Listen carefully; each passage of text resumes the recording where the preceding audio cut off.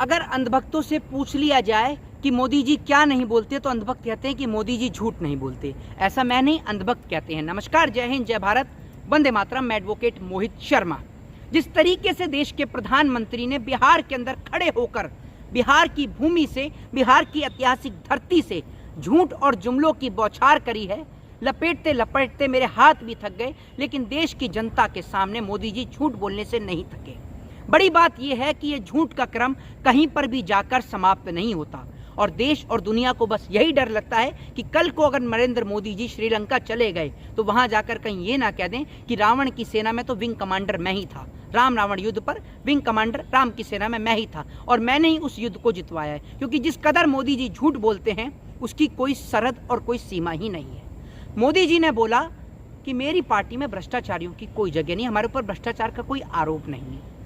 भाई, ये अजीत पवार कौन था? मुझे सवाल का जवाब दे दें जिसके ऊपर घोटाले के आरोप लगे। ये हेमंत विश्वा शर्मा कौन था जो कांग्रेस का हेल्थ मिनिस्टर था, उसके ऊपर घोटाले के आरोप लगे। बीजेपी ज्वाइन कर ली तो सारे आरोप साफ हो गए। मुकुल राय कौन था शारदा चिटफंड घोटाले का आरोपी? मुझे कोई सवाल का जवाब दे। बहरहाल ये तो कुछ ही नाम है, एक बहुत लंबी लिस्ट है जो आप लोगों के सामने रखूंगा तो आप लोग नाम सुनते सुनते ही थक जाएंगे। लेकिन प्रधानमंत्री हमारे झूठ बोलते बोलते नहीं थकते।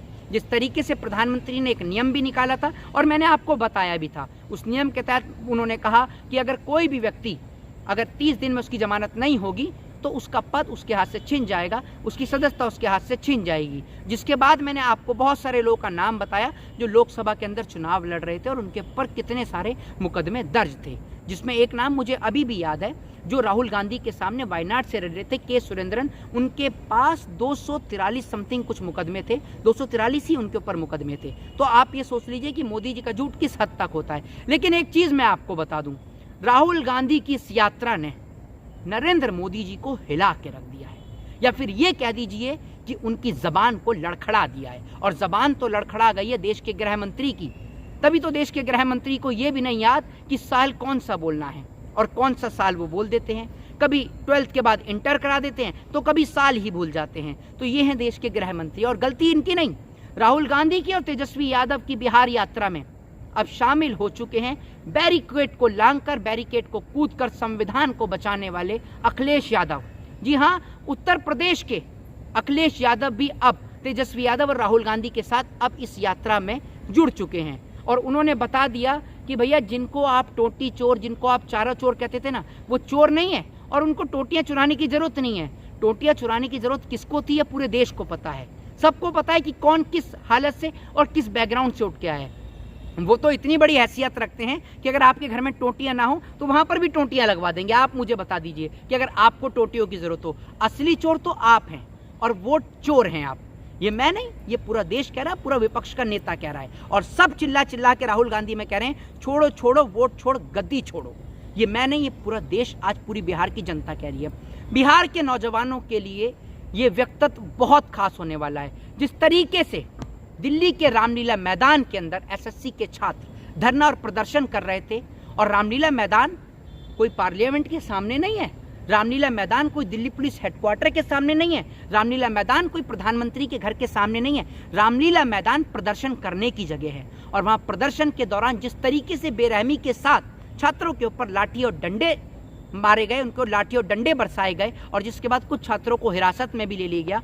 अब बिहार के नौजवान इस बात को सोच लें कि अगर उन्होंने राहुल गांधी, तेजस्वी यादव, अखिलेश यादव, पप्पू यादव इनकी बात नहीं सुनी तो बिहार को बर्बाद होने से कोई नहीं बचा सकता। लेकिन बिहार की जनता इतनी समझदार है कि कितनी भारी संख्या में राहुल गांधी की इस यात्रा में लोग शामिल हो रहे हैं। और बड़ी बात यह कि जिस 70 साल के बूढ़े बुजुर्ग को, चाचा जी को, अंधभक्तों के चाचा को, जिस तरीके से अंधभक्त और मीडिया आईटी सेल उनको नौजवान साबित करने में लग रहा था, वो नौजवान साबित हो या ना हो, लेकिन राहुल गांधी और तेजस्वी यादव जिस तरीके से बाइक पर नजर आ रहे हैं और पब्लिक का इतना प्यार और इतना अपार समर्थन देखने को मिल रहा है कि अगर कल वोटिंग करा ली जाए तो नीतीश कुमार तो मेरे को लगता है और मोदी लगता है कि देश से ही गायब हो जाएंगे। ये स्थिति आ गई है। बहरहाल मैं एक चीज आपको बता दूं कि जिस तरीके से सोचने की बात आपकी और हमारे लिए है, मोदी जी के लिए नहीं।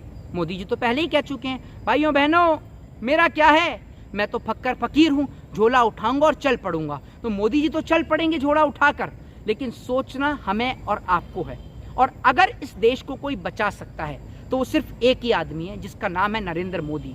वो कैसे? अपना इस्तीफा देकर। अगर मोदी जी अपना इस्तीफा दे दें तो मोदी जी खुद भी बच जाएंगे और देश भी बच जाएगा। खुद इसलिए बच जाएंगे क्योंकि जिस दिन ये सत्ता जाएगी, जिस दिन ये सरकार जाएगी, भाजपा के आधे से ज्यादा नेता जेल की सलाखों के पीछे होंगे। ऐसा मैं क्यों कह रहा हूं? ऐसा मैं कोई मुंह से नहीं बड़बड़ा रहा, मोदी जी की तरह नहीं कि जो मुंह में आया वो बोल दिया, झूठ बोल दिया, जुमला बोल दिया। नहीं, ऐसा इसलिए कह रहा हूं कि कई करोड़ के घोटाले, अभी बिहार से ही 70,000 करोड़ के समथिंग का घोटाला वो आप लोगों के सामने आया। कई पुल, कई हाईवेज, बहुत सारे घोटाले हमारे और आपके सामने आए, जिनकी जांच सरकार में अभी नहीं हो रही। इसलिए नहीं हो रही कि जिसकी लाठी उसकी भैंस।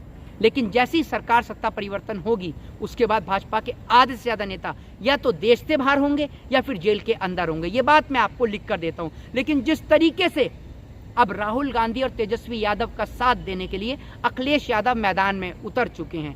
जी हां, अखिलेश यादव ने भी अब इस कमान को संभाल लिया है, क्योंकि उन्हों को पता है कि बिहार बचाना संविधान बचाने के समान है। आज अगर प्रहार हो रहा है तो देश के संविधान पर हो रहा है। और मैं ये कहना चाहूंगा कि इस लड़ाई में, इस यात्रा में AMIM प्रमुख असदुद्दीन ओवैसी को भी राहुल गांधी और तेजस्वी यादव के साथ इस यात्रा में शामिल होना चाहिए। ऐसा मैं इसलिए कह रहा हूं क्योंकि जिस तरीके से ये यात्रा वोट को बचाने की यात्रा है, जिस तरीके से ये यात्रा देश को बचाने की यात्रा है, तो ओवैसी साहब जो कि खुद एक बैरिस्टर हैं, एक अधिवक्ता हैं, उनको भी देश और संविधान को बचाने के लिए राहुल गांधी के साथ आना चाहिए। हमारी विचारधारा अलग हो सकती है, हमारी सोच अलग हो सकती है, हमारी पार्टी अलग हो सकती है, लेकिन देश के लिए हमें एक साथ खड़ा होना होगा। और आज माने या ना माने, देश की आर्थिक कंडीशन बहुत डैमेज हो चुकी है, भारत की आर्थिक स्थिति बहुत खराब हो चुकी है। देश हिंदू मुसलमान से नहीं चल सकता, देश मंदिर और मस्जिद से नहीं चल सकता। ये देश एक ऐसा देश है जहाँ दिवाली और रमजान एक साथ मनाया जाता है। तो मेरा आप लोगों से निवेदन है कि जाति, धर्म, मजहब के नाम पर नहीं, अगर जाति और धर्म और मजहब में, मंदिर और मस्जिद में उलझे रहे तो जैसे रामलीला मैदान में बच्चों के ऊपर लाठीचार्ज हुई है, जिस तरीके से उत्तर प्रदेश में किसान पर लाठीचार्ज हुई है, जिस तरीके से कुछ समय पहले दिल्ली के अंदर गुरुओं पर लाठीचार्ज हुई है, वो दिन दूर नहीं जब इस देश के नेता इस देश को पूरी तरीके से बेच देंगे और इस देश के अंदर प्रोटेस्ट करने पर भी प्रतिबंध लगा दिया जाएगा। हालांकि प्रतिबंध भी अभी एक तरीके से प्रतिबंध ही है। जब आप रामलीला मैदान में प्रदर्शन कर रहे हैं और वहां आपके ऊपर लाठी डंडे पड़ सकते हैं, तो ये काय बात की आजादी? आर्टिकल 19 जो हमें प्रोटेस्ट करने की आज़ादी देता है, आर्टिकल 19 आपको और हमें संविधान में शांतिपूर्ण तरीके से प्रोटेस्ट करने की आज़ादी देता है। ये अधिकार मोदी, अमित शाह नहीं, ये बाबा साहब अम्बेडकर हमें दे के गए हैं। तो वो अधिकार जो हमें प्रोटेस्ट करने की आज़ादी देता है, वो अधिकार आज हमसे छीना जा रहा है। आज बाबा साहब का संविधान खतरे में है। आज खतरे में नौजवानों की रोजी रोटी है, नौजवान का रोजगार है, किसान का रोजगार है। इस देश के अंदर जवान, किसान, नौजवान तीनों ही खतरे में। आपको और हमें मिलकर इस देश को, इस देश के नौजवान को, जवान को बचाना है। आप लोगों की क्या राय है, क्या प्रतिक्रिया है? अपनी प्रतिक्रिया कमेंट बॉक्स में जरूर दें। और भारत के किस राज्य से आप इस वीडियो को देख रहे हैं, मुझे कमेंट बॉक्स में जरूर बताएं। जय हिंद, जय संविधान।